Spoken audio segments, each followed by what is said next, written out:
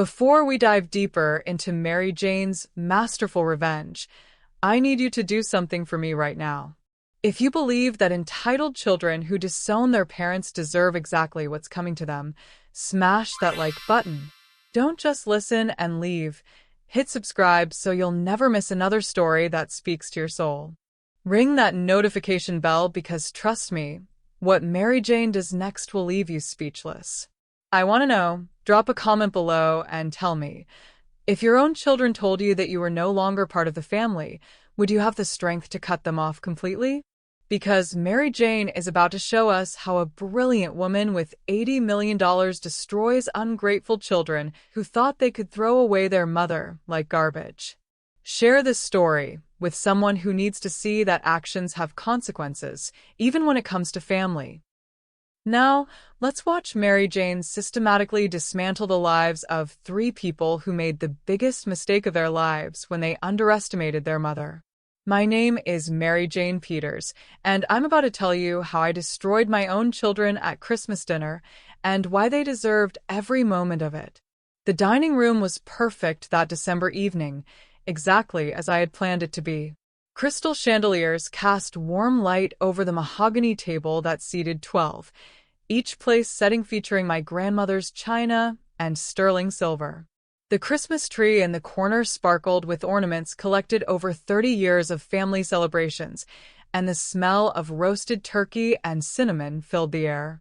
Everything looked like a Norman Rockwell painting of family bliss.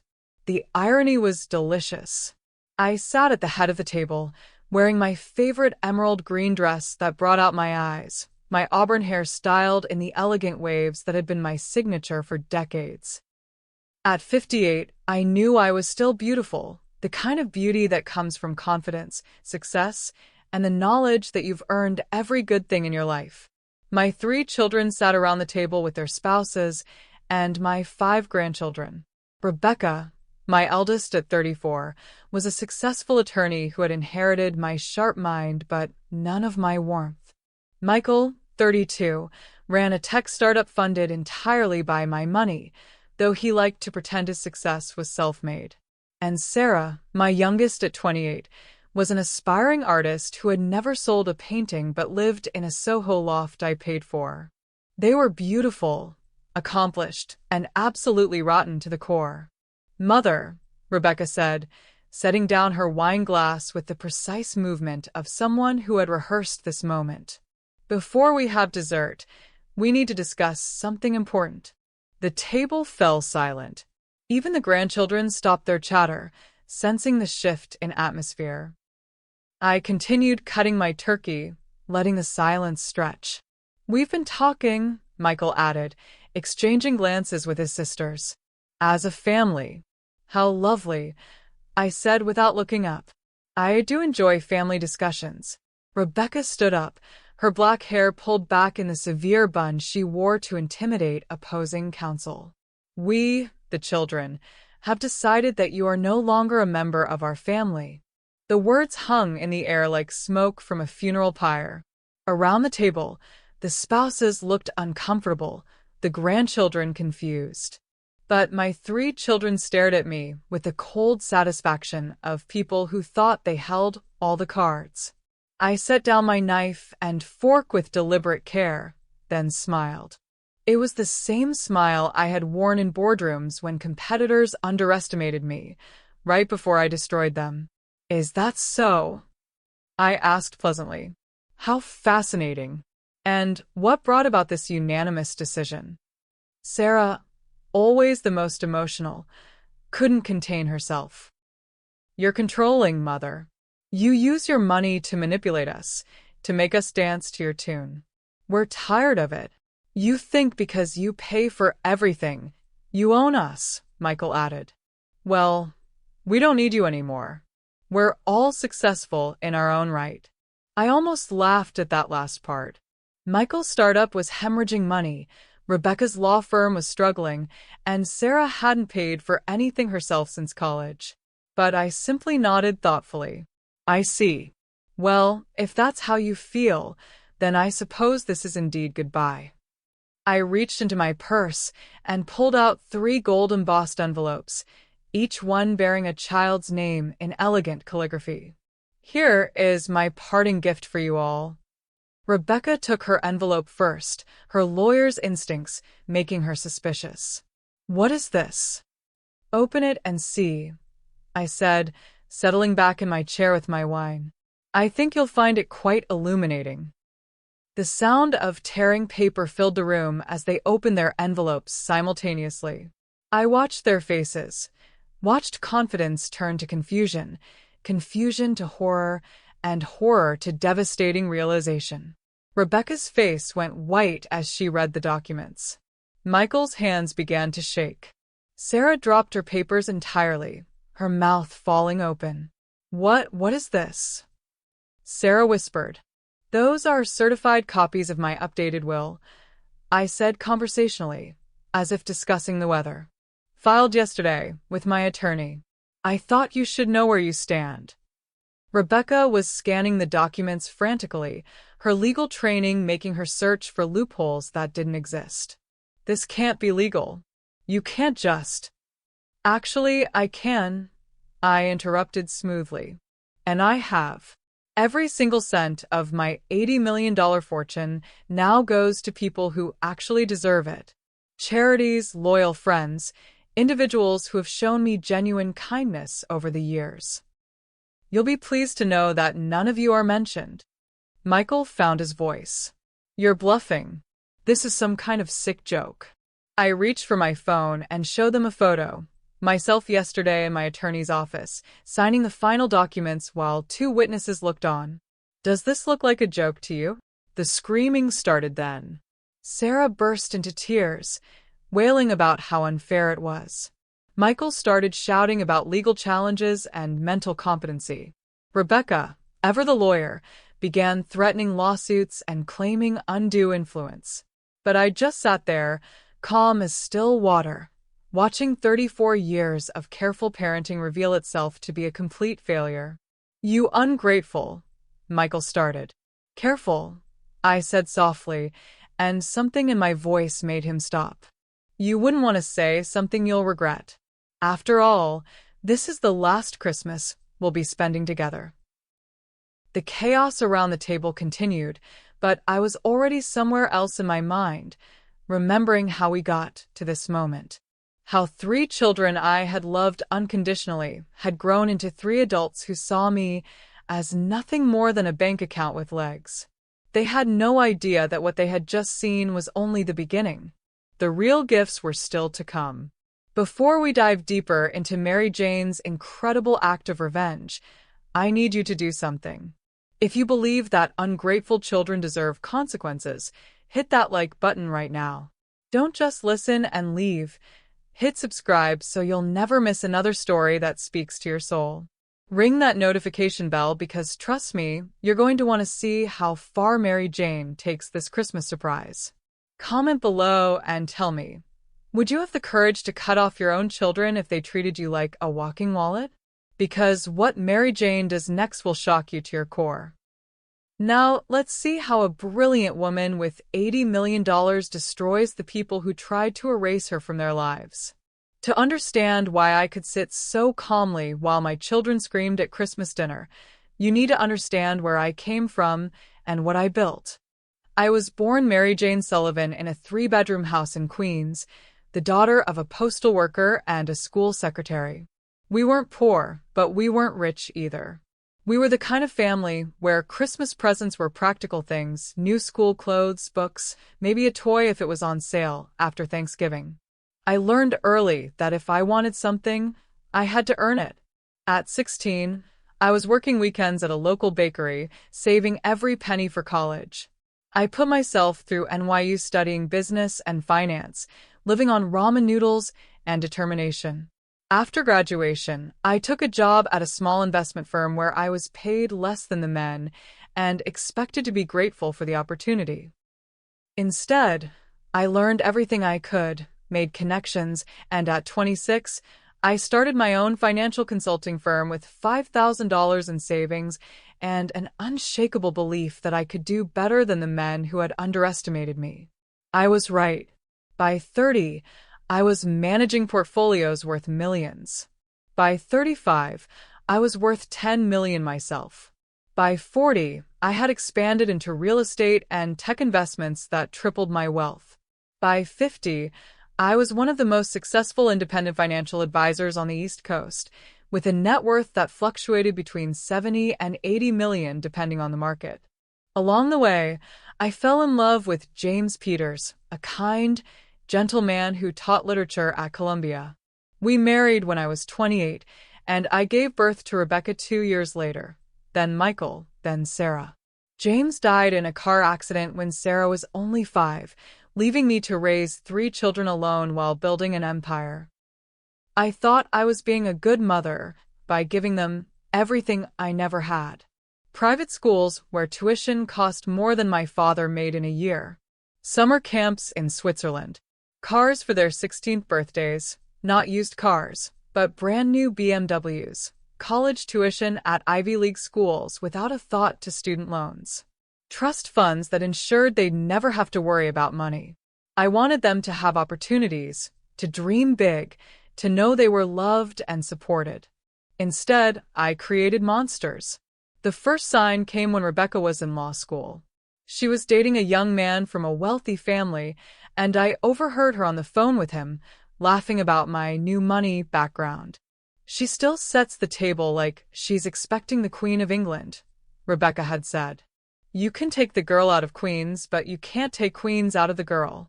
When I confronted her about it, she dismissed my hurt feelings. Oh, mother, don't be so sensitive. It was just a joke. Michael's betrayal was more subtle but deeper. As his startup struggled, he began resenting my success instead of learning from it. At family dinners, he would make snide comments about trust fund babies and people who inherited their wealth, conveniently forgetting that every dollar I had came from my own work. When I offered business advice, he would roll his eyes and change the subject.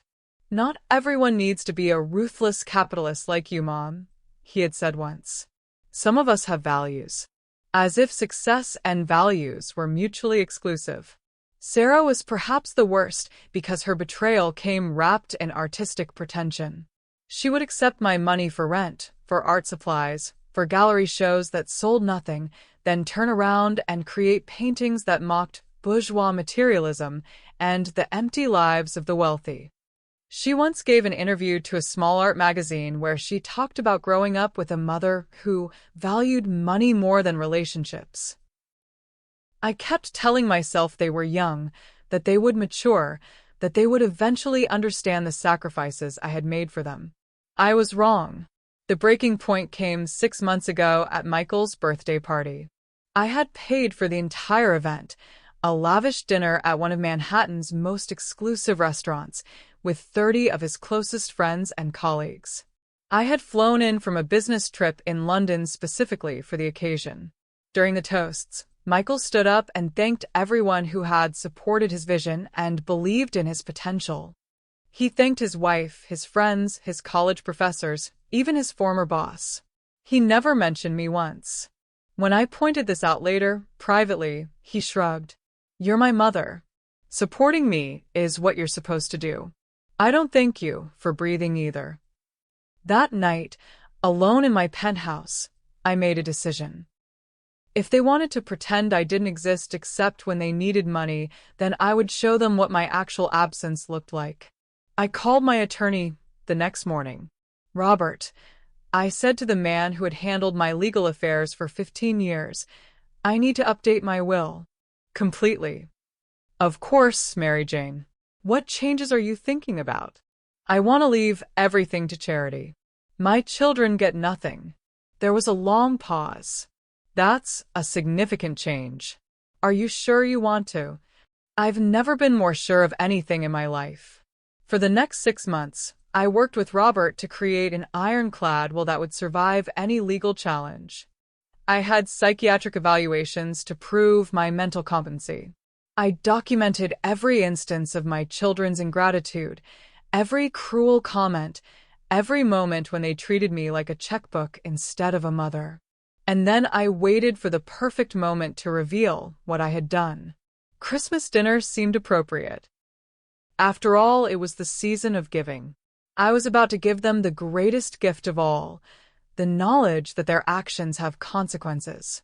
While my children continued their screaming match around the Christmas table, I calmly refilled my wine glass and watched their world collapse in real time. "This is insane," Michael shouted, waving the will documents in the air. "You can't just cut us out completely." "Actually," I said, my voice cutting through the chaos like a blade through silk, "I can. And I have." Rebecca, ever the lawyer, was frantically scanning every page of the document. "Mother, this is clearly the result of some kind of mental breakdown. No rational person would." "Would what, Rebecca?" "Would choose to leave their fortune to people who actually care about them instead of spoiled children who see them as nothing more than a source of funding." I stood up slowly, every eye in the room tracking my movement. "Let me explain exactly what you're looking at, since you seem confused." I walked to the sideboard and picked up a manila folder I had placed there earlier. "These are copies of my complete estate planning documents, filed yesterday with Sterling, Whitman, and Associates. The original will you're holding leaves my entire $80 million estate to various charities and individuals who have shown me genuine kindness and loyalty over the years." Sarah was still crying, mascara running down her cheeks. "But Mom, we're your children. We're family, are we?" I asked, turning to face her. "Because 45 minutes ago, you informed me that I was no longer a member of this family. Did you think that decision only went one way?" I opened the folder and pulled out a thick stack of papers. "This is a complete breakdown of where every penny will go. The American Cancer Society will receive $10 million in memory of your father, who died too young. The scholarship fund I've established for underprivileged students will get $15 million. My housekeeper Maria, who has shown me more genuine affection in the past 5 years than any of you, inherits my Connecticut estate and $5 million. Michael's face was turning purple. "You're giving our inheritance to the help." "Maria isn't the help, Michael. She's a kind, hard-working woman who remembers my birthday, asks about my health, and has never once treated me like a human ATM. Unlike some people I could mention." I continued reading from the documents. "My assistant Claire gets $3 million and my art collection. Dr. Williams, who has been my physician for 20 years and always treats me with dignity and respect, receives $2 million. The animal shelter where I volunteer gets $5 million. "You volunteer at an animal shelter?" Sarah asked, looking genuinely surprised. "Every Saturday for the past 3 years. You would know that if you ever asked about my life instead of just my bank balance." Rebecca was studying the legal documents with growing desperation. "There has to be a way to contest this. Undue influence, mental incapacity, something." "Good luck with that," I said cheerfully. "I've been planning this for 6 months. I have 3 separate psychiatric evaluations confirming my complete mental competency. I have video testimonies explaining my reasoning. I have documentation of every cruel word, every dismissive comment, every moment when you made it clear that you valued my money more than my existence." I pulled out my phone and showed them a video file. "This is from last month's birthday party, Michael.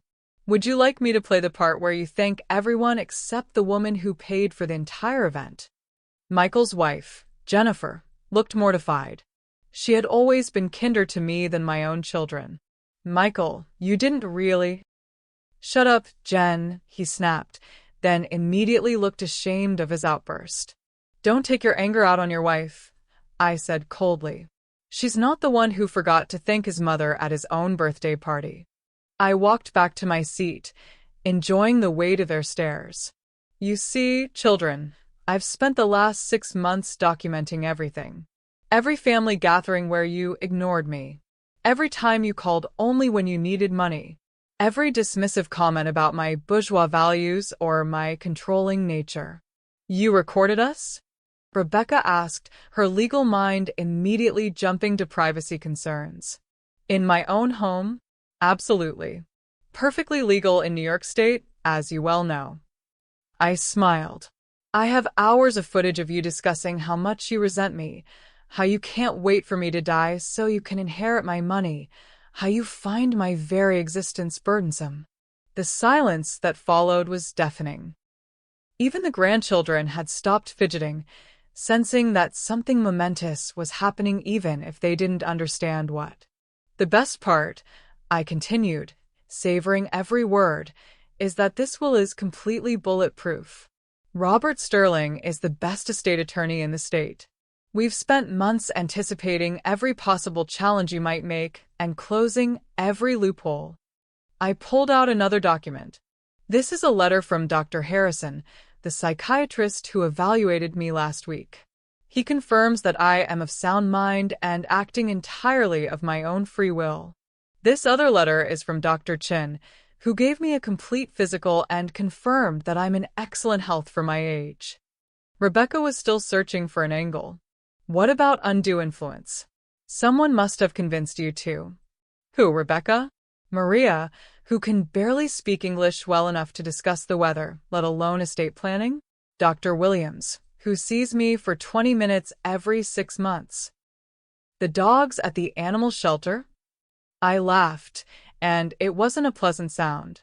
The only undue influence in my life has been from my own children, who have spent years making it clear that they see me as nothing more than a source of funding for their lifestyles. Michael slammed his fist on the table, making the china rattle. This is revenge, pure and simple. You're punishing us for... For what, Michael? For treating me with contempt?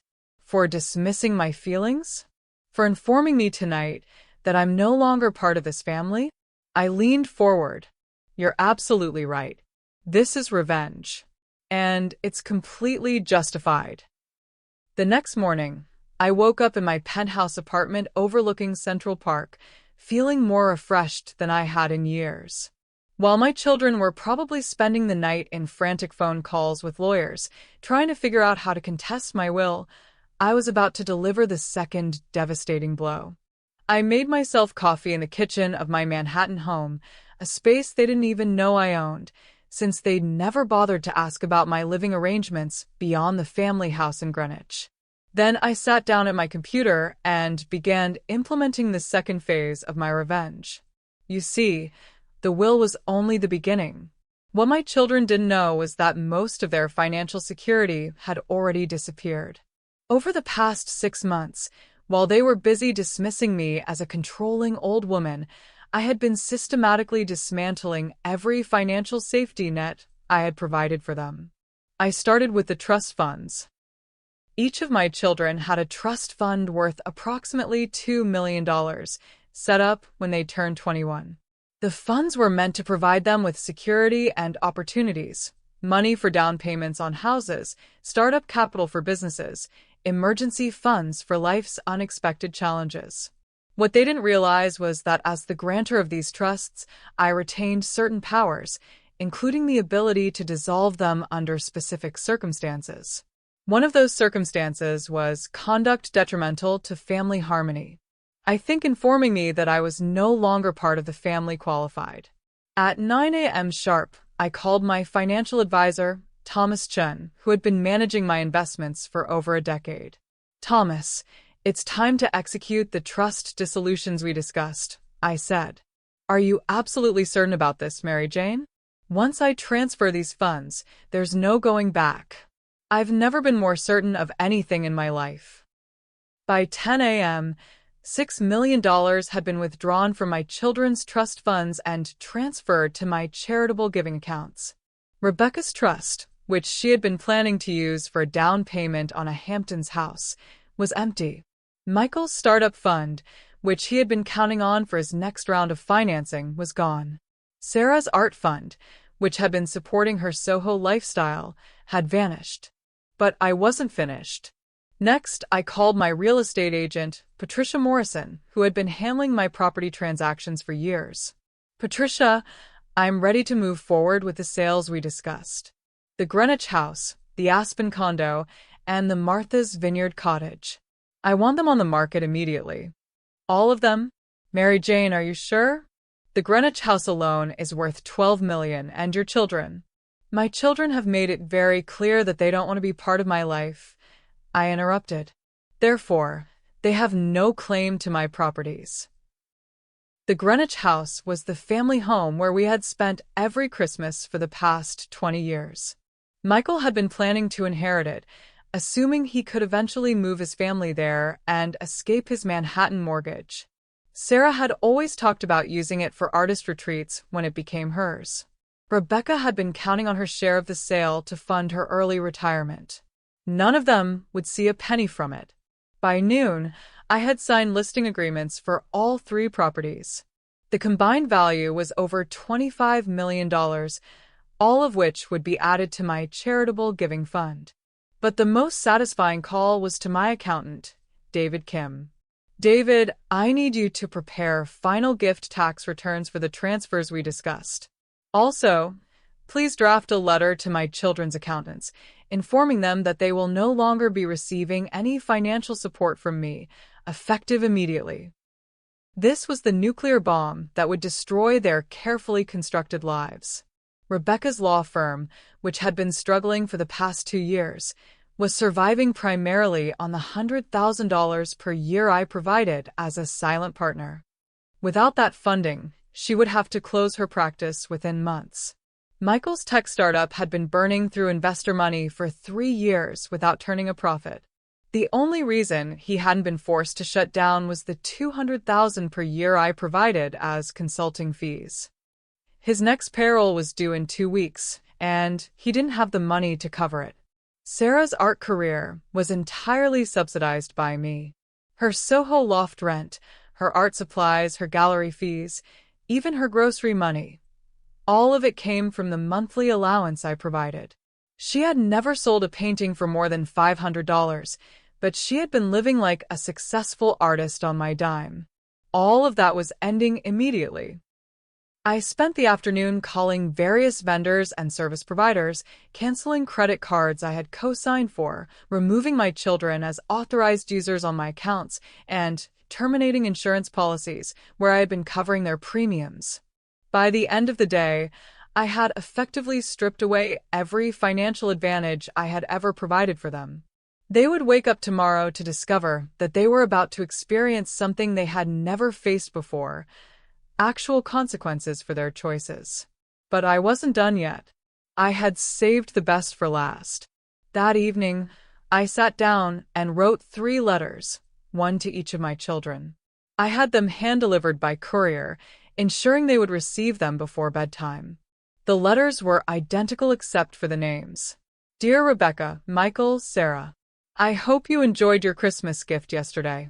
However, I realize now that I was incomplete in my presentation. Allow me to fill in some details you might find interesting. As of this morning, your trust fund has been dissolved and the money donated to charity. The Greenwich House, Aspen Condo, and Martha's Vineyard Cottage are all listed for sale. The proceeds will also be donated to charity. Additionally, all financial support I have been providing, business funding, consulting fees, monthly allowances, insurance coverage, and credit card privileges, has been terminated immediately. I thought you should know this now, rather than discovering it when your next rent payment bounces or your business account is frozen for insufficient funds. I'm sure someone as accomplished and independent as you will have no trouble adjusting to life without my controlling financial influence. With love and best wishes for your newfound financial independence. Mother. P.S. I've decided to take your advice about living my own life without worrying about ungrateful children. I'm leaving tomorrow for a 6-month European vacation. Don't bother trying to reach me. I sealed the letters with my gold embossed seal, the same one I had used for their Christmas gifts, and sent them off into the night. Then I poured myself a glass of champagne and began packing for my trip. My children thought they had expelled me from their lives. What they had actually done was set me free to enjoy mine. Tomorrow, I would begin the most liberating chapter of my life, funded by the $80 million they thought they were entitled to. and they would begin learning what it actually costs to live without a safety net. The irony was perfect.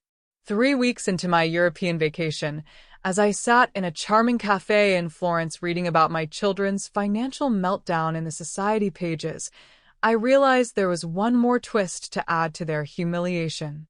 They needed to see exactly what they had lost when they decided I was no longer family. I pulled out my phone and called Elena Rodriguez, the daughter of my housekeeper Maria. Elena was 26, a pediatric nurse who had worked her way through college and medical training while caring for her younger siblings after their father died. Despite her demanding schedule, she always remembered to ask about my health and would often bring me homemade tamales when she visited her mother. Mrs. Peters. Elena's voice was warm with genuine affection. How is your trip? Mama said you were traveling through Europe. It's wonderful, dear. But I'm calling because I have something important to ask you. How would you feel about being legally adopted? There was a pause. I'm sorry, what? I'm 58 years old, Elena. You're 26. Legally, there's nothing preventing me from adopting you as my daughter. I've been thinking about it for months, and recent events have made me certain it's what I want to do. Mrs. Peters, I don't understand. What about your children? My biological children have made it very clear that they don't want me in their lives. So I've decided to create a new family with people who actually value relationships over money. I could hear the emotion in her voice when she spoke again. You really want me to be your daughter? Elena, you've shown me more love and respect in 5 years than my biological children have in the last decade. Yes, I want you to be my daughter. Legally, financially, and in every way that matters. Yes, I would be honored. After hanging up with Elena, I made my second call to Marcus Thompson, the son of my late best friend Catherine. Marcus was 31, a social worker who devoted his life to helping at-risk youth. When his mother died 3 years ago, he had been devastated, and I had stepped in to help him through his grief. He had become like a son to me, the kind of son who called to check on me, who remembered important dates, who valued my wisdom and experience. Mary Jane?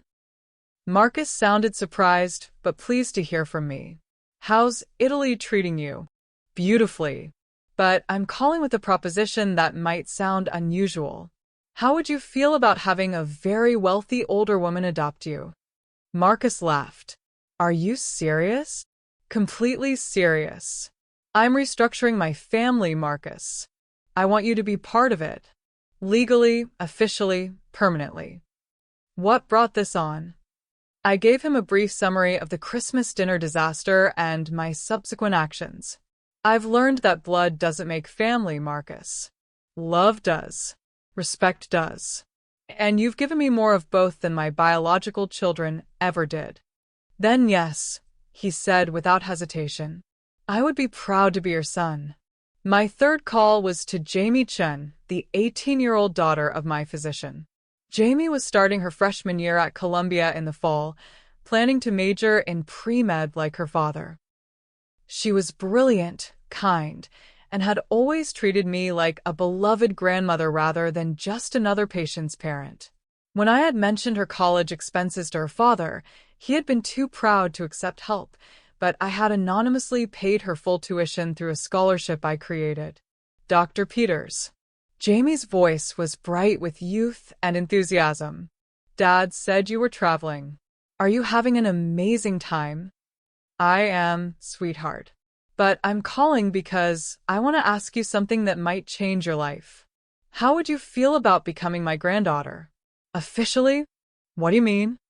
I mean, I want to adopt your father as my son, which would make you my granddaughter legally. You'd inherit from me, you'd be part of my family, and you'd never have to worry about money for college or medical school or anything else. Mrs. Peters, I can't. That's too much. We can't take your money. Jamie, listen to me. My biological grandchildren have parents who see me as a burden. You have parents who taught you to respect your elders and value relationships. Which family do you think deserves my support? After a long pause, she whispered, Could you really do that? Legally, I can do anything I want with my money and my family, dear. The question is whether you want to be part of it. Yes, she said, her voice thick with emotion. Yes, I would love that. Over the next month, while my biological children were dealing with bounced checks and angry creditors, I was working with international lawyers to finalize 3 adoptions.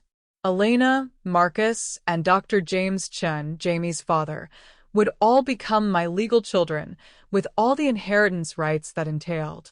But I wanted my biological children to see exactly what they had given up. I hired a professional photographer to meet me in Rome for a family photo shoot.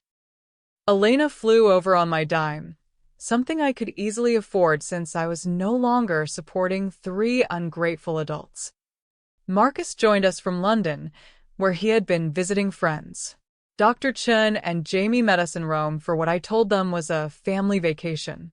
The photos were everything I had hoped for. Elena and I cooking together in a Tuscan kitchen, both of us laughing over some shared joke. Marcus and me exploring the Colosseum, his arm around my shoulders as he pointed out historical details. Jamie and me at the Trevi Fountain, making wishes with coins I had given her. But the centerpiece was a formal family portrait taken in front of the Spanish Steps. All 5 of us dressed elegantly, grouped around me like I was the beloved matriarch I had always wanted to be. The photographer captured genuine love and happiness on every face, the kind of warmth that can't be faked. I had the photos professionally printed and mounted in expensive frames, then shipped them to addresses I knew my biological children would see them. One set went to Rebecca's law office, addressed to her business partner with a note.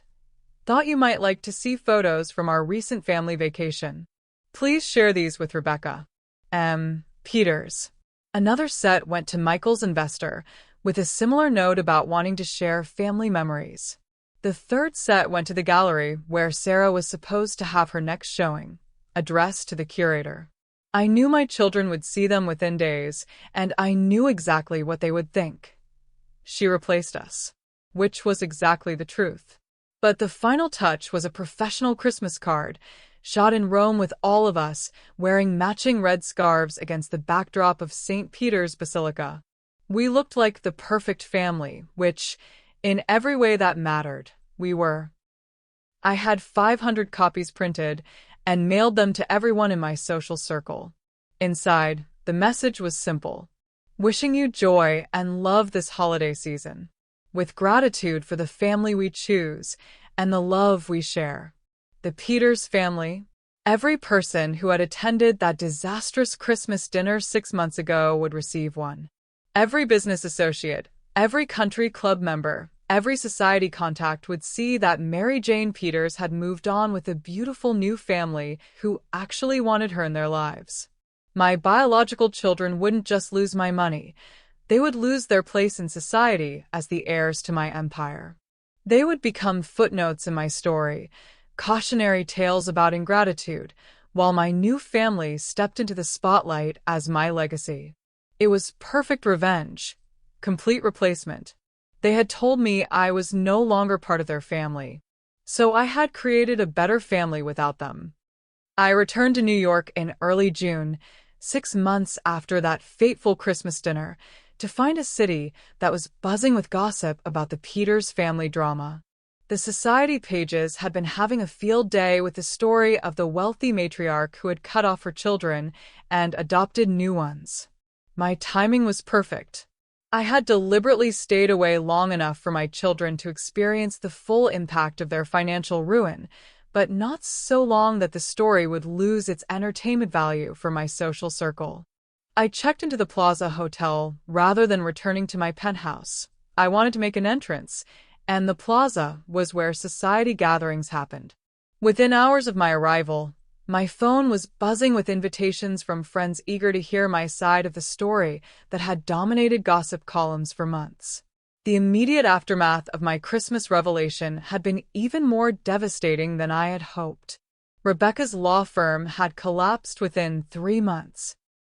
Without my financial backing, she couldn't cover her operating expenses, and her few remaining clients had jumped ship, when the scandal broke.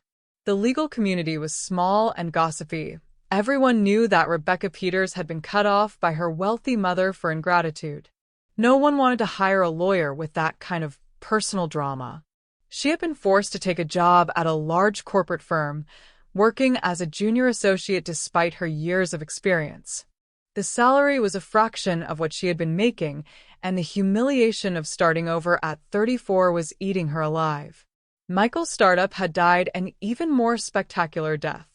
When word spread that his funding had been pulled by his own mother, investors fled like rats from a sinking ship. He had been forced to lay off his entire staff and close the company. The tech industry thrived on connections and reputation. Having your mother publicly disown you was a career killer. He was now working as a consultant for other startups, making barely enough to cover his mortgage. His marriage was strained to the breaking point as Jennifer struggled with the massive lifestyle change from wealthy entrepreneur's wife to barely middle-class reality. But Sarah's fall had been the most satisfying to watch from afar. Without my monthly allowance, she couldn't afford her Soho loft and had been forced to move back to Queens, living in a studio apartment that cost more than she made from her part-time job at a coffee shop. Her art career had evaporated when gallery owners realized she no longer had a wealthy mother backing her shows. The society pages had been particularly cruel to Sarah, publishing side-by-side photos of her glamorous lifestyle before and her current circumstances after. One particularly vicious columnist had written, "From Soho artist to barista, Sarah Peters discovers that talent without trust funds makes for bitter coffee." But the most delicious part was watching them try to maintain their dignity in public while their world crumbled in private. I was having lunch at the Met Club, a place where I had been a member for 20 years, when I spotted Rebecca across the dining room. She looked haggard, her expensive clothes hanging loosely on her frame as if she had lost weight from stress. She was dining with what appeared to be a potential client, working desperately to salvage her reputation. When she saw me, our eyes met across the room. For a moment, I saw the little girl who used to run to me for comfort when she had nightmares. Then her face hardened with the resentment that had destroyed our relationship. She excused herself from her table and walked over to mine. "Hello, Mother," she said stiffly. "Rebecca?" I replied pleasantly, not standing up. "You look thin. Are you eating enough?" Her jaw tightened. Hai fine. "I'm working hard, building something real instead of living off family money." "How admirable," I said, taking a sip of my wine.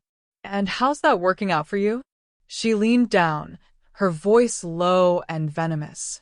"I know you think you've won, but this isn't over. We're going to contest the will, and we're going to prove you were mentally incompetent when you signed it." I smiled up at her. "Good luck with that, dear. I look forward to the publicity. I'm sure it will do wonders for what's left of your legal career." "You destroyed us," she whispered. No, Rebecca. "You destroyed yourselves the moment you decided I was disposable. I simply stopped enabling your delusions of entitlement." She stormed back to her table, and I watched her try to compose herself for her client. But the damage was done. Her potential client had witnessed the entire exchange and looked deeply uncomfortable. I doubted she would get that account. The next morning, my phone rang. It was Michael. "Mom, we need to talk." "I'm sorry, who is this?" I asked innocently. "It's Michael, your son." "Oh, I'm sorry, but I think you have me confused with someone else. You see, my children informed me last Christmas that I was no longer part of their family. So technically, I don't have a son named Michael." "Mom, please. I know you're angry, but..." "Angry? Oh, Michael, you misunderstand completely. I'm not angry." I'm liberated. "Angry would imply I still cared about your opinion." There was a long silence. "Jennifer left me," he said finally. I felt a flicker of something, not quite sympathy, but recognition of genuine pain. "I'm sorry to hear that, Michael. Marriage is difficult when financial stress is involved." She said she couldn't handle the shame. That everywhere we go, people whisper about us being the ungrateful children who got cut off. And are you? Ungrateful, I mean? Another silence. I didn't realize how much you did for us. How much we depended on you. No, you didn't. You took it all for granted, and then had the audacity to resent me for providing it. Can we fix this? Can we try again? I looked out the window of my hotel suite at Central Park, where I could see families playing together in the sunshine. Real families who loved each other unconditionally. Michael, do you know what I did yesterday? No. I had lunch with Elena, my new daughter. She's getting married next month, and she wanted my opinion on wedding venues. We spent 3 hours together, and not once did she ask me for money. She just wanted my advice, my presence, my blessing.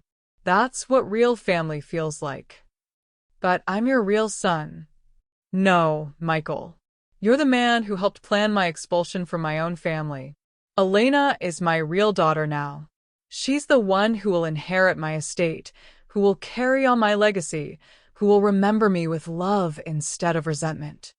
I heard him start to cry, and for a moment, my resolve wavered. But then I remembered Christmas dinner, remembered his smug face as Rebecca delivered their ultimatum. Goodbye, Michael. I hope you figure out how to build a life based on your own efforts instead of other people's money. I hung up and immediately blocked his number. That afternoon, I received a hand-delivered letter from Sarah. The envelope was cheap paper, not the expensive stationery she used to use. Inside, her handwriting was shaky. Mom, I know I don't deserve your forgiveness, but I'm begging you to consider it. I was wrong. We were all wrong. I understand now that we treated you terribly, and I'm so sorry.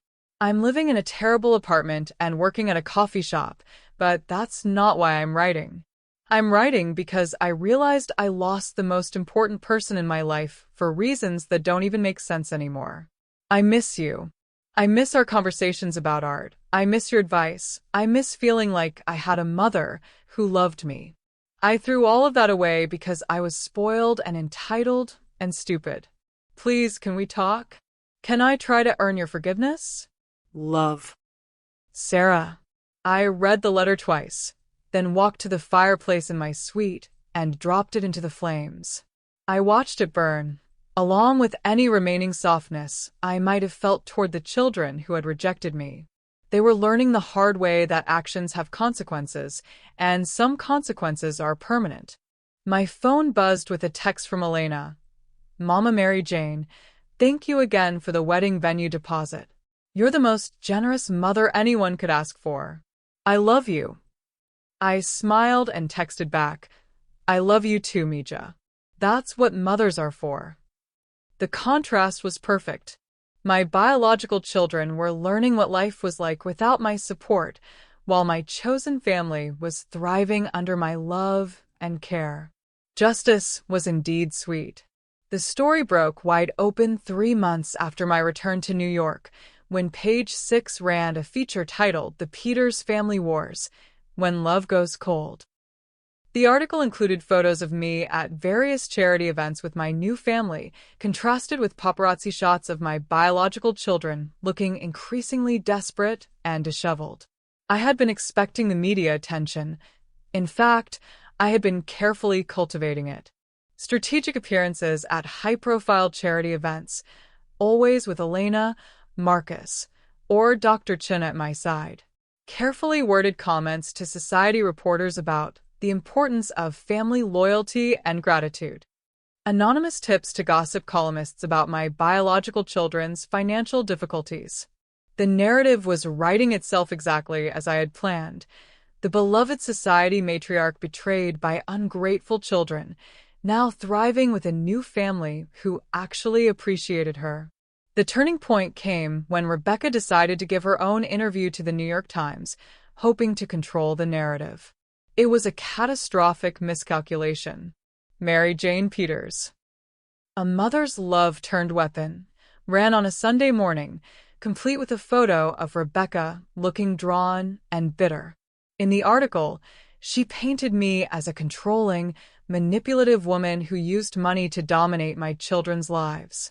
She's always used her wealth as a weapon, Rebecca was quoted as saying. Nothing was ever freely given. Everything came with strings attached. We finally stood up to her, and this is her revenge. The article backfired spectacularly. By Monday morning, I was fielding calls from every major media outlet in the city, all wanting my side of the story. I accepted exactly one interview with Charlotte Morrison from Vanity Fair, a journalist known for her elegant profiles of powerful women. We met at my penthouse, which I had decorated with photos of my new family and awards from the various charities I supported. Charlotte was a sophisticated woman in her 50s who immediately understood the dynamics at play. Rebecca's interview was quite accusatory, Charlotte said delicately, her recorder placed between us on the coffee table. Yes, I read it, I replied calmly. It's fascinating how entitled people rewrite history when they don't get what they feel they deserve. She claims you used money to control them. I laughed, a genuine, delighted sound. Charlotte, I gave those children everything. Private schools, Ivy League educations, trust funds, business backing, emergency support when they made poor decisions. If that's control, then I suppose every loving parent in America is guilty of the same crime.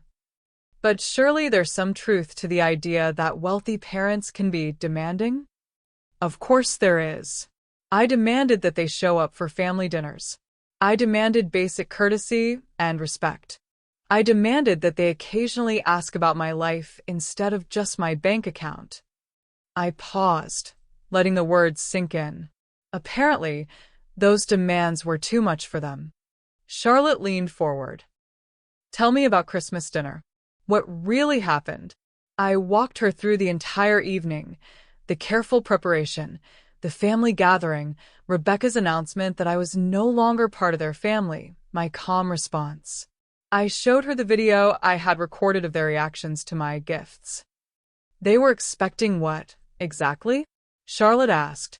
They thought they were banishing me from their lives so they could inherit my money without the burden of actually having to maintain a relationship with me. They wanted the benefits of being my children without any of the responsibilities. And your response was to cut them off completely? My response was to give them exactly what they asked for, a life without me in it. They just didn't realize that meant a life without my money as well. The interview continued for 2 hours, with Charlotte asking increasingly pointed questions about my new family, my charitable giving, and my plans for the future.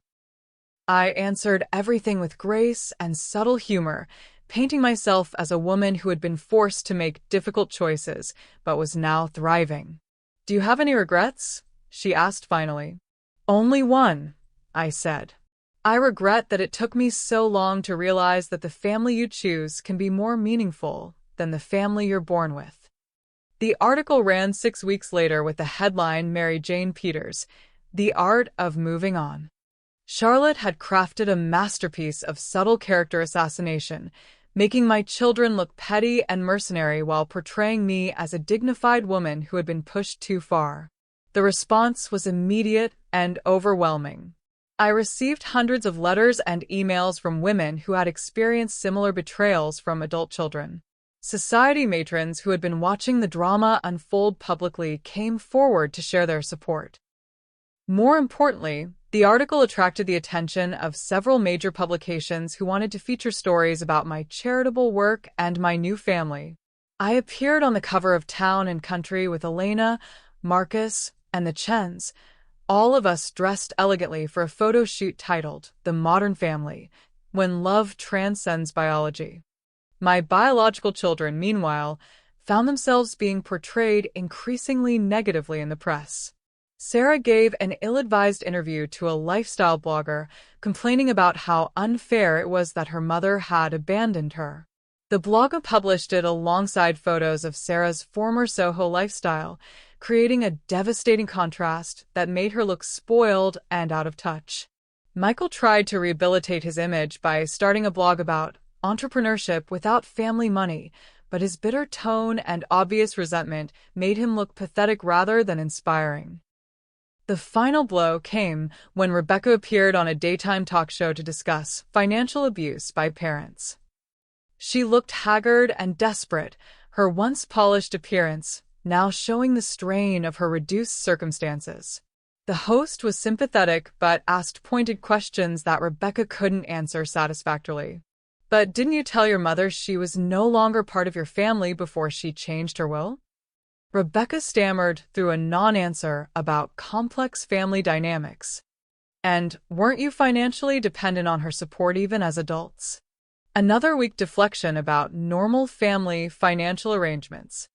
By the time the show aired, Rebecca had inadvertently confirmed everything I had been saying about their entitlement and ingratitude. The audience's sympathies were clearly with me, not with her. The media storm had accomplished exactly what I had hoped. It cemented the narrative that I was the wronged party, the loving mother who had been betrayed by ungrateful children. My biological children were now public symbols of entitlement and greed, while I had emerged as a sympathetic figure who had found happiness despite their betrayal. The court of public opinion had rendered its verdict, and I had won decisively. 6 months after the media blitz, my attorney Robert Sterling called with news I had been expecting. "They're filing suit," he said simply. "Rebecca, Michael, and Sarah are jointly contesting the will. They're claiming undue influence, mental incapacity, and fraud." I was sitting in my penthouse office, reviewing plans for Elena's wedding, when I received the call. I set down my pen and smiled. How predictable. "What are the specific charges?" "They claim you were mentally incompetent when you signed the will. They're alleging that your new, adopted children exerted undue influence over you, convincing you to disinherit your biological family. And they're suggesting the adoption papers were fraudulent. And your assessment?" "Frivolous on all counts. We have 3 psychiatric evaluations confirming your mental competency, video testimony explaining your reasoning, and ironclad documentation of the adoption process. This is a desperate Hail Mary by 3 people facing financial ruin.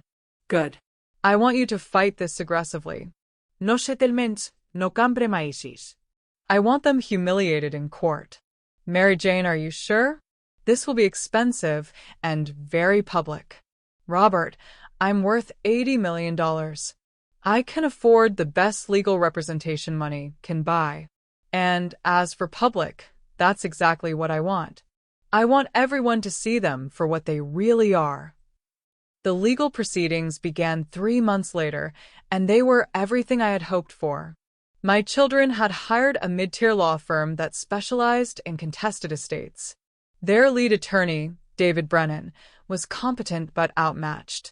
I had retained Morrison, Sterling and Associates, the most prestigious estate litigation firm in the state, along with 2 of the top forensic psychiatrists in the country. The first day of testimony was devastating for their case. Dr. Elizabeth Harrington, the psychiatrist who had evaluated me, took the stand wearing a tailored suit and an expression of professional certainty. She had authored books on mental competency and served as an expert witness in dozens of high-profile cases. "Dr. Harrington," my attorney began, "in your professional opinion, was Mary Jane Peters mentally competent when she signed her revised will?" "Absolutely. Mrs. Peters demonstrated complete understanding of her financial situation, the nature and extent of her assets, and the consequences of her decisions. She articulated clear, rational reasons for her choices." "Could you elaborate on those reasons?" Dr. Harrington consulted her notes. Mrs. Peters explained that her biological children had informed her she was no longer part of their family. She felt they had demonstrated through their words and actions that they valued her money more than her presence. She chose to redirect her inheritance to individuals who had shown her genuine affection and respect. In your expert opinion, does this reasoning indicate mental incompetence? Not at all. Mrs. Peters was responding rationally to changed circumstances. Her decisions were logical, well-considered, and consistent with her stated values. The cross-examination was painful to watch. Brennan tried to suggest that my age made me vulnerable to manipulation, but Dr. Harrington demolished his arguments with clinical precision. Are you suggesting that a 58-year-old woman cannot make rational decisions about her estate? Well, no, but are you aware that Mrs. Peters successfully manages a multi-million-dollar investment portfolio and serves on the boards of several charitable organizations? Yes, but... And you're asserting that this same woman, who demonstrates clear cognitive function in all other areas of her life, suddenly became incompetent only when making decisions about her children's inheritance. Brennan had no good answer. The second day featured testimony from Elena, Marcus, and Dr. Chen. Each of them spoke eloquently about their relationship with me, describing years of genuine affection that had nothing to do with money. Elena was particularly effective. Dressed professionally but modestly, she spoke about how I had supported her through nursing school and celebrated her achievements. Mrs. Peters never asked for anything in return, Elena testified. She just wanted to be part of our lives. She remembered my graduation, my birthday, my mother's surgery. She treated us like family long before the legal adoption. Did you ever ask her to change her will? Never. We didn't even know about her wealth until she told us about the adoption. We loved her for who she was, not what she had. The contrast with my biological children couldn't have been starker. When Rebecca took the stand on the third day, she came across as bitter and entitled. You stated in media interviews that your mother used money to control you, my attorney said during cross-examination. Can you give specific examples? Rebecca struggled to provide concrete instances that didn't make her sound ungrateful. She expected us to attend family dinners. She expected you to have dinner with her? Well, yes, but... And this was controlling behavior? She used guilt if we didn't show up. The guilt of disappointing your mother, who wanted to spend time with you? The questioning continued in this vein for hours. Every example Rebecca gave of my supposed controlling behavior sounded like normal parental expectations to the jury. Worse, my attorney introduced evidence of all the financial support I had provided over the years. Support Rebecca had never refused or complained about while receiving it. Michael's testimony was even more damaging to their case. He admitted under oath that he had continued accepting money from me even while privately resenting my control. So you were comfortable taking Mrs. Peters' money while complaining about her behavior? It wasn't that simple. Were you planning to inherit her estate? We assumed, yes, we thought we would inherit. And you never expressed gratitude for the hundreds of thousands of dollars she provided to support your business? Michael's silence spoke volumes. Sarah broke down completely on the stand, sobbing about how unfair it was that I had abandoned her. But under cross-examination, she couldn't explain why she deserved an inheritance from someone she had explicitly rejected as family.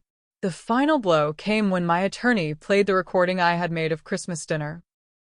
The moment when Rebecca announced I was no longer part of their family. The jury watched my children's faces as they listened to their own voices dismissing me with casual cruelty. After 6 days of testimony, the jury deliberated for less than 3 hours. We find that the will of Mary Jane Peters was executed with full mental capacity and without undue influence. The will is valid and enforceable. I watched my children's faces as the verdict was read. Rebecca looked devastated. Michael appeared to age 10 years in an instant, and Sarah was crying openly. But I felt only satisfaction. They had forced me to defend my decision publicly, and the court had vindicated me completely. Every major newspaper covered the verdict, and the coverage was uniformly unfavorable to my children. The headline in the New York Post said it all: "Ungrateful kids lose big and will fight." Justice had been served in the most public way possible. 1 year after the court victory, I was living a life so perfect it felt like poetic justice made manifest. I split my time between my Manhattan penthouse and a stunning villa I had purchased in Tuscany, not because I needed to escape America, but because I could afford to live anywhere I wanted, and Tuscany was beautiful in the spring. My new family had blossomed beyond my wildest expectations. Elena had married her longtime boyfriend in a ceremony I hosted at my Hamptons estate. Yes, I had bought another property in the Hamptons because I could. The wedding was featured in Martha Stewart Weddings, with Elena looking radiant in a dress I had commissioned from Vera Wang. Marcus had been promoted to director of his social services agency and was being courted by several politicians who wanted him to run for city council. His success was entirely his own, built on merit and dedication, but I was proud to support his campaigns with strategic donations. Dr. Chun had opened a new practice specializing in geriatric medicine, inspired partly by his relationship with me. Jamie was thriving at Columbia, maintaining a perfect GPA while working part-time at a children's hospital. Both father and daughter visited me regularly, not because they needed anything, but because they enjoyed my company. The contrast with my biological children couldn't have been more stark. Rebecca had been forced to declare bankruptcy 6 months after losing the court case. Her legal career was effectively over. No firm would hire someone with such public family drama and financial instability. She was now working as a paralegal at a small firm in New Jersey, making a fraction of her former salary. Michael's marriage had officially ended in a bitter divorce that cost him what little he had left. He was living in a studio apartment in Astoria and working as a customer service representative for a tech company. A humiliating fall for someone who had once seen himself as the next Silicon Valley success story. Sarah had suffered what could only be described as a complete breakdown. She had been evicted from her studio apartment and was currently living in a women's shelter while working at a chain restaurant. Her art career was non-existent, her social circle had evaporated, and her mental health was clearly deteriorating. I felt no sympathy for any of them. They had made their choices, and now they were living with the consequences. But the most satisfying aspect of my new life wasn't their suffering. It was my joy. I was healthier, happier, and more fulfilled than I had been in decades. Without the constant stress of dealing with ungrateful children, I had rediscovered my passion for life. I traveled extensively, always with members of my new family or close friends. I had rekindled my interest in art collecting, amassing a stunning collection that would eventually go to various museums. I had even started dating again, a distinguished widower named Charles who owned a vineyard in Napa and appreciated both my intelligence and my financial independence. Every morning, I woke up grateful for the choices I had made. I had removed toxic people from my life and surrounded myself with love, loyalty, and genuine affection. The $80 million that my biological children had expected to inherit was being used to create beauty, support worthy causes, and ensure the future success of people who actually deserved it. Elena and her husband were building their dream home with my help, not because they demanded it, but because I wanted to give it to them. Marcus was pursuing a master's degree in public policy, funded by my educational trust. Dr. Chun had been able to hire additional staff for his practice, allowing him to see more patients and charge less for his services. My money was being used to create positive change in the world, not to enable entitlement and resentment. The society pages had largely moved on from the Peters family drama, but when my name appeared, it was always in a positive context. Mary Jane Peters hosts successful fundraiser for literacy programs. Peters' family celebrates Elena's promotion to head nurse. Philanthropist Mary Jane Peters announces new scholarship program for first-generation college students. I had become exactly what I had always wanted to be, a woman who used her wealth and influence to make the world better for people who deserved help. My biological children, meanwhile, had become cautionary tales whispered about at society gatherings. Parents would point to them as examples of what happened when children took their advantages for granted. "Remember the Peters children," they would say. They had everything and threw it all away. It was perfect justice. They had tried to erase me from their lives, and instead, they had erased themselves from mine and from the privileged world they had taken for granted. I was thriving, and they were suffering. After a lifetime of enabling their bad behavior, I had finally done what I should have done years earlier. I had let them experience the natural consequences of their choices. And those consequences were teaching them lessons I had been too loving to impose when they were younger. Sometimes love means giving people what they need, not what they want. What my biological children needed was to learn that their actions mattered, that relationships required effort, and that respect couldn't be taken for granted. They were learning those lessons now, albeit too late to benefit from them. This story is hitting different, isn't it? If you're feeling the satisfaction of justice served, smash that like button. Subscribe to our channel because stories like this, where entitled people get exactly what they deserve, need to be shared. Hit the notification bell so you never miss another tale of epic revenge. Share this with someone who's dealt with ungrateful family members. And comment below, do you think Mary Jane should ever forgive her children, or are some betrayals unforgivable? Let me know your thoughts. Now, let's see how this incredible story concludes. Exactly 1 year after the Christmas dinner that changed everything, I received an envelope with familiar handwriting. It was delivered by messenger to my penthouse, marked personal and urgent.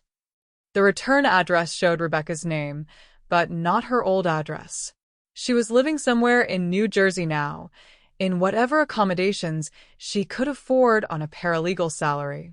I set the envelope on my dining table and stared at it for several minutes before opening it.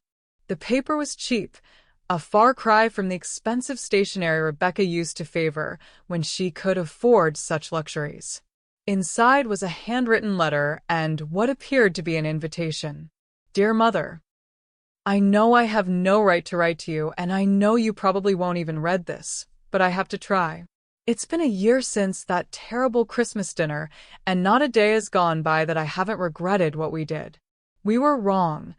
So completely, devastatingly wrong that I don't even know how to begin apologizing. I understand now what we put you through. Living without your support, working for everything I have, struggling to pay bills and maintain dignity. It's shown me how much you gave us, and how little we appreciated it. I'm not writing to ask for money. I know that ship has sailed, and I deserve everything that's happened to me. I'm writing to ask for something much more precious and probably impossible, a chance to apologize in person. Michael, Sarah, and I would like to invite you to Christmas dinner this year. Not at the family house, we lost that, as you know. Just at my small apartment. We want to cook for you, to serve you, to try to show you even a fraction of the love and respect we should have given you all along. We don't expect forgiveness. We don't expect anything. We just want the chance to say we're sorry and to tell you that we love you, not your money, but you. The mother we were too blind and selfish to appreciate when we had the chance. Please consider it. One dinner, one conversation, one opportunity for us to be the children you deserved all along. With love and profound regret, Rebecca. P.S. Sarah is getting help for her depression, and she's working hard to rebuild her life. Michael has started therapy and is learning to cope with his failures. We're all trying to become better people, though we know it's too late to matter to you. I read the letter 3 times, feeling emotions I thought I had buried completely. There was something different about Rebecca's tone. A humility that had never been there before, a genuine understanding of what they had lost. But understanding and forgiveness were 2 very different things. I walked to my desk and pulled out my personalized stationery, the same gold embossed paper I had used for their Christmas gifts a year ago. The irony wasn't lost on me. Dear Rebecca, thank you for your letter. I appreciate the time and thought you put into it, and I can see that you've learned some difficult lessons this year. However, I must decline your invitation. A year ago, you and your siblings made a choice. You decided that I was no longer part of your family. You delivered this news with smugness and satisfaction, clearly believing you were ridding yourselves of a burden. That choice had consequences, consequences you're now living with every day. But what you seem to misunderstand is that those consequences aren't a punishment I'm inflicting on you. They're simply the natural result of your decision to cut me out of your lives. I have moved on, Rebecca. I have a new family now, people who chose me because they love me, not because they want something from me. Elena, Marcus, Dr. Chin, and Jamie have given me more joy in 1 year than I received from my biological children in the previous decade. I don't say this to hurt you, though I'm sure it does. I say it because it's true. You write about regret and wanting to apologize, but what you're really asking for is a second chance you haven't earned and don't deserve. Some actions cannot be undone, some words cannot be taken back, and some relationships cannot be repaired. You taught me that blood doesn't make family, love does. Respect does. Gratitude does. Since you provided none of those things, you are no longer my family in any way that matters. I hope you continue to grow and learn from your experiences. I hope you find peace and happiness in the life you've chosen. But I will not be part of that life. Consider this my final communication with you. Regards, Mary Jane Peters. I sealed the letter and called for a messenger. But before sending it, I did one more thing. I walked to my bedroom closet and retrieved a wrapped package I had prepared weeks ago, knowing this moment would come eventually. Inside was a framed photograph from this year's Christmas celebration. Elena, Marcus, Dr. Chen, Jamie, and me all gathered around a beautifully decorated tree in my Hamptons home. We were all wearing matching red sweaters that Elena had insisted on, laughing at some joke Marcus had just told. We looked like what we were, a real family, bound together by choice and love rather than biology and obligation. I attached a note to the gift. For your information, this is what Christmas looks like when celebrated with people who actually want to be there. I sent both items by messenger, then poured myself a glass of champagne and called Elena. Mama Marin. Her voice was bright with happiness. How was your day? Perfect, Mija. Absolutely perfect. Are we still on for dinner tonight? Of course. Marcus is bringing his famous lasagna, and Dr. Chen promised to tell us more stories about his residency. Jamie's bringing her new boyfriend to meet the family. Wonderful. I'll see you all at 7. We love you, Mama. I love you too, sweetheart. More than you know. After hanging up, I walked to the window and looked out at the twinkling lights of Manhattan. Somewhere across the city, Rebecca was probably reading my letter and showing the photograph to Michael and Sarah. They were learning that I hadn't just rejected them, I had replaced them completely. They had wanted to erase me from their family story. Instead, I had rewritten the story entirely with a new cast of characters who understood the value of love, respect, and gratitude.